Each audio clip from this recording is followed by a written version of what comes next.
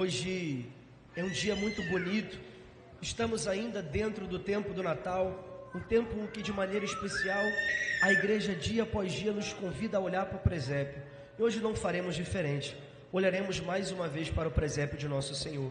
Hoje celebramos uma festa conhecida por alguns como Festa dos Reis, mas uma festa que se chama Festa da Epifania. E Epifania nada mais é, filhos, do que recordar a manifestação de Deus, a revelação.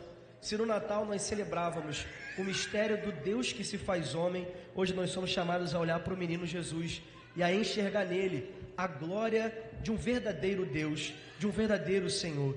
Santo Agostinho, comentando essa grande festa, salienta que essa festa ela nos ensina duas coisas: a grandeza de Deus e sua humilhação.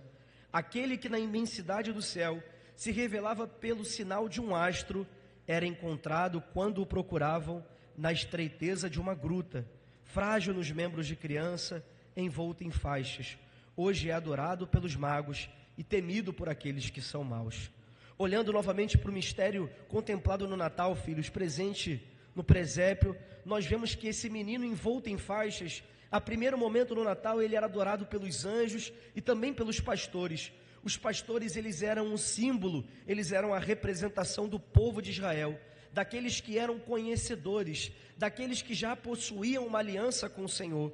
Hoje nós vemos uma novidade: aparecem as figuras dos reis magos, e pela estrela, meus irmãos, guiados a esse pequeno menino, pela sua infinita misericórdia nós contemplamos, Deus atraiu todos os povos a si. Não mais o povo de Israel, agora todos são chamados a participar da promessa do Senhor. Todos os que antes estavam perdidos na idolatria, perdidos na escuridão, nós vemos hoje, a luz brilhou para nós. Portanto, comemoramos hoje o Senhor que atrai todos os povos à salvação. Hoje realiza-se o que nosso Deus predissera pela boca de Isaías. Nós estávamos lendo na primeira leitura, e o profeta convidava Israel: Jerusalém, acende a luz, porque toda a terra está envolvida em trevas, mas é através da tua luz, Jerusalém, é através do brilho que eu vou fazer brilhar em ti, em que eu vou brilhar também, iluminar todos os povos dessa terra. Nós vemos que essa promessa, meus irmãos, de iluminar todos os povos, todas as nações, Deus cumpre no seu Filho Jesus. Ele é, como nós cantamos e como a própria palavra de Deus diz, Ele é o desejado das nações, é o aguardado, ou como cantávamos no Salmo, Ele é aquele que todos os povos hão de adorar. A alegria desse dia, ela se manifesta de uma maneira muito simples na voz de São Paulo, quando São Paulo, dizendo aos Efésios, afirma: olha, existia um mistério antes escondido, que mesmo os judeus ignoravam, mas esse mistério foi revelado para a gente.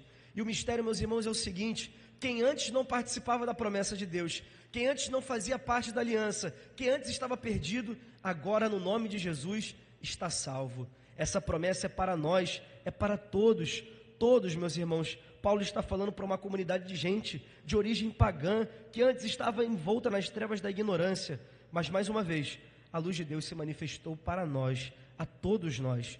Podemos olhar agora com carinho, meus irmãos, o Evangelho, que é um Evangelho muito conhecido de todos nós. Nós vemos de Natal a Natal, ano a ano, o Evangelho em que aparecem os reis magos. Vale dizer, em primeiro lugar, que a gente não pode entender magos aqui como se eles fossem estudantes naquele colégio do Harry Potter. Não significa isso. Não significa que eles eram bruxos ou que faziam magia, feitiçaria. Não tem nada a ver com isso. Mas a palavra mago, no grego, ela serve para simbolizar homens de grande sabedoria. E assim nós vamos entender os reis magos. Eram homens de um profundo conhecimento. Homens que conheciam a religião, homens que conheciam a filosofia e homens que certamente conheciam uma promessa, uma profecia que foi dada para a gente através da boca de um pagão chamado Balaão. Lá no Antigo Testamento, no livro de Números, existia uma profecia, filhos, de que haveria de surgir uma estrela em Judá, e que através do sinal dessa estrela haveria também um trono, haveria uma realeza, um cetro. Esses magos, esperando ansiosamente o cumprimento dessa promessa, lá presente em Balaão, quando eles olham então um astro no céu, eles se enchem de alegria e eles partem perguntando: onde está o rei dos judeus? Onde está aquele que a gente sempre esperou? E vejam, meus irmãos, Papa Bento vai dizer que esses magos, eles são não simplesmente três pessoas, mas eles são um símbolo de toda a humanidade que anseia por esse encontro, o espírito humano que deseja encontrar-se com Deus, luz que ilumina a nossa vida.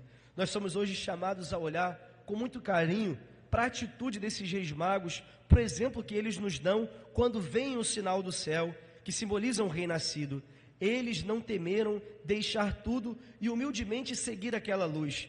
Eles nos aparecem quase que como uma releitura de um outro homem muito conhecido na Sagrada Escritura, Abraão.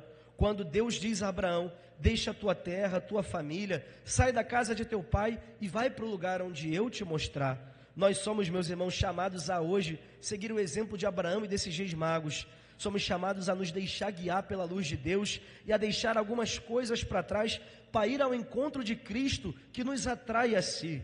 E a gente pode pensar hoje: o que eu preciso deixar para trás para seguir o brilho de Deus, para seguir a sua graça? Nós estamos abrindo um novo ano. Hoje é o primeiro domingo do ano de 2025 e a gente pode se perguntar: o que eu preciso deixar para trás para que essa luz se torne cada vez mais forte no meu coração? Muitas vezes a gente precisa deixar a incredulidade, a apatia, a paralisia, a dureza do coração, a incredulidade, a mediocridade, a falta de oração. Quantas vezes a gente tem que deixar para trás o ressentimento, as mágoas, já que a gente está iniciando um novo ano? Tudo, meus irmãos, que nos vai servir de peso e atrapalhar a nossa viagem rumo ao Senhor, é preciso deixar para trás. E a gente pode imaginar como era feito aquelas viagens no tempo de Jesus. As viagens eram percorridas, na maioria das vezes, a pé, meus irmãos. E eu não sei se vocês estão habituados a caminhar uma distância um pouco grande, mas quanto maior for o peso que a gente carrega na mochila, tanto mais difícil fica a caminhada. Mas quanto mais a gente vai desprendendo dos presos da vida, mais rápido a gente vai caminhando e menos esforço a gente precisa fazer para ir em direção ao Senhor. Vejam, meus irmãos, a gente pode se perguntar, mais uma vez o padre pergunta: o que tem nos atrapalhado?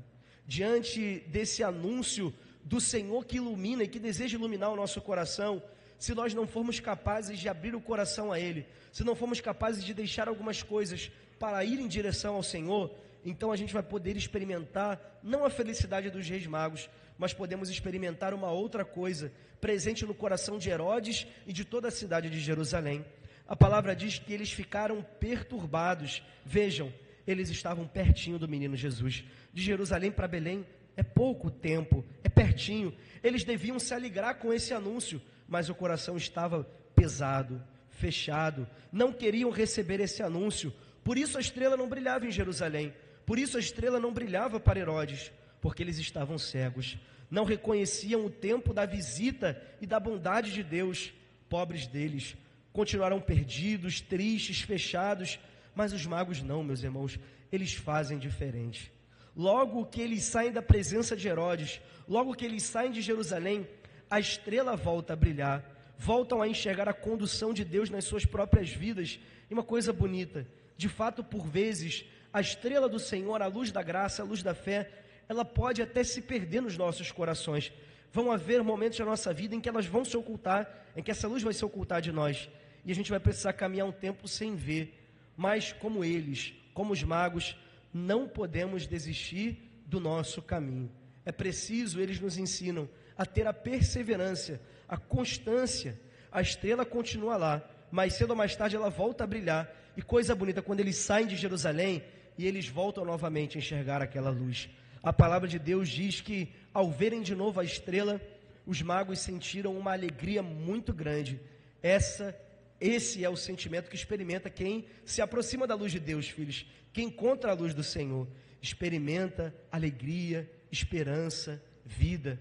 Ao verem o menino, a palavra de Deus diz que, num sentido figurado, a gente pode pensar, ao entrarem no Santo dos Santos, ali presente nos braços de Maria, eles adoraram e ofereceram dons ao Senhor. Esses dons, ouro, incenso e mirra, eles nos servem para entender a missão de Jesus e a sua identidade. O ouro simbolizando a sua realeza, era o que se oferecia aos reis. O incenso a gente oferece a Deus a cada Santa Missa, o incenso para reconhecer a sua divindade. E a mirra era o perfume utilizado para embalsamar os corpos daqueles que já partiram. E a mirra servia para simbolizar que esse Rei Deus seria aquele que daria a vida por nós. Mas num outro sentido também a gente pode entender que ouro, incenso e mirra simbolizavam para os reis magos aquilo que de melhor eles possuíam. E quando a gente olha para o exemplo deles, a gente pode se perguntar também: o que eu tenho oferecido a Deus?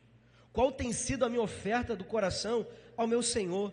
Às vezes, meus irmãos, e é óbvio que isso não acontece na paróquia Maria, Mãe da Igreja, acontece em outras paróquias por onde eu já passei, no Xingu, em outros lugares. As pessoas chegam na confissão e dizem assim: padre, eu tenho tido muita dificuldade de rezar porque eu não encontro tempo.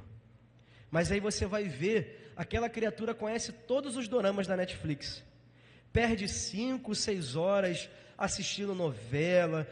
Eu não estou aqui endemonizando nenhuma dessas coisas, mas às vezes, filhos, a gente precisa se perguntar: será que o que me falta é tempo, ou será que o que me falta é prioridade? Obviamente, para ofertar ouro ao Senhor, aquele ouro fez falta. Obviamente que para ofertar o melhor para que a gente tem, isso vai nos custar alguma coisa. Para oferecer o melhor a Deus, isso vai custar algumas coisas, filhos. Mas aí que a gente experimenta que estamos caminhando de verdade no caminho do Senhor. A gente não mede o nosso amor pela quantidade de coisas que a gente faz para Deus. Tem uma santa que dizia isso. Mas é pelas coisas que a gente é capaz de deixar. E muitas coisas a gente vai precisar deixar por amor ao Senhor. Mais uma vez eu pergunto: será que a gente tem oferecido para Deus o que de melhor a gente possui no nosso coração? O nosso vigor, a nossa vitalidade, o nosso trabalho, o nosso amor? Ou será que a gente tem oferecido a Deus simplesmente sobras, meus irmãos? E às vezes é isso que nos aparenta. A pessoa, citando novamente o exemplo da Netflix, a pessoa gastou 5, 6 horas vendo dorama.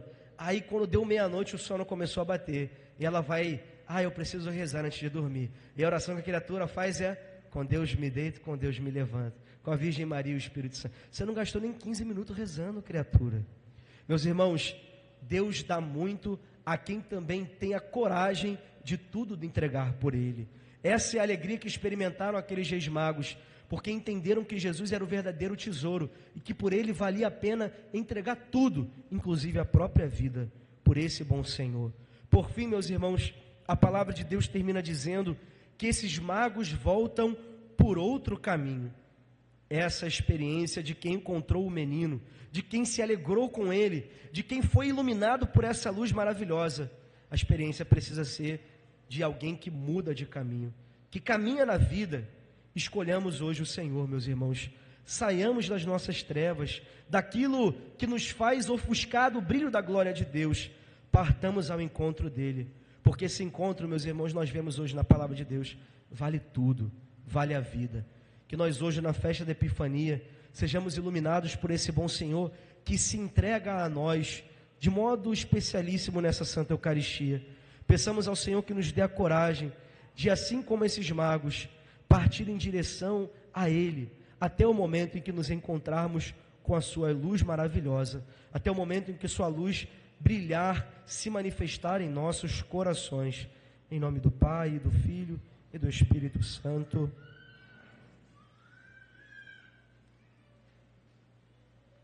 Professemos juntos a nossa fé.